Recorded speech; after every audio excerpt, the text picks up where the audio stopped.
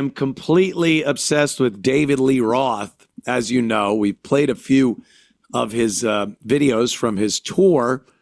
I don't know what he's doing. He gets up on stage and just screams and warbles. He's not singing. He's got the black guys, black backup singers that just do all of the vocals, even the lead. Dave's just going like, just making noises. It's embarrassing, really. So if that wasn't bad enough, I found some of David Lee Roth's isolated vocals. I don't even know what song this is, but it's his isolated vocals. The music's been taken out. I swear to you, this is not a bit. This is not somebody just overdubbing it and making fun of it. This is David Lee Roth, isolated vocals, singing on his latest tour. Listen to this. You ain't got me now. Got me so I don't know what I'm doing. You ain't got me now. Like that sleeping there. You ain't got me now. Got me so I don't know what I'm doing. You ain't got me now. Like that sleeping there.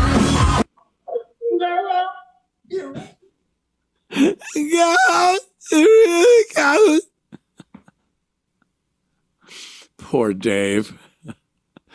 Give me a break, Dave. A break coming up. Oh, Dave. It's a shame. It's sad. It's a shame. Because we remember. We remember. It is weird when you think like the late 70s was when Van Halen really first came out. Think of it as being 80s and then 90s and stuff, but late 70s was pretty fucking innovative in sound for the 70s. But the 2025, that's a long time. From like 78, 79 to 2025, and you're doing the same songs, and the vocals were very, I don't know, kind of conducive to a younger man. The moves Dave would do, the girls would go crazy. Now you look and you're just like, could you fucking wear a cup so we don't have to look at your little dick through your leather pants? Or wear loose pants. What does he think he's doing? Oh, Dave. Dave. God.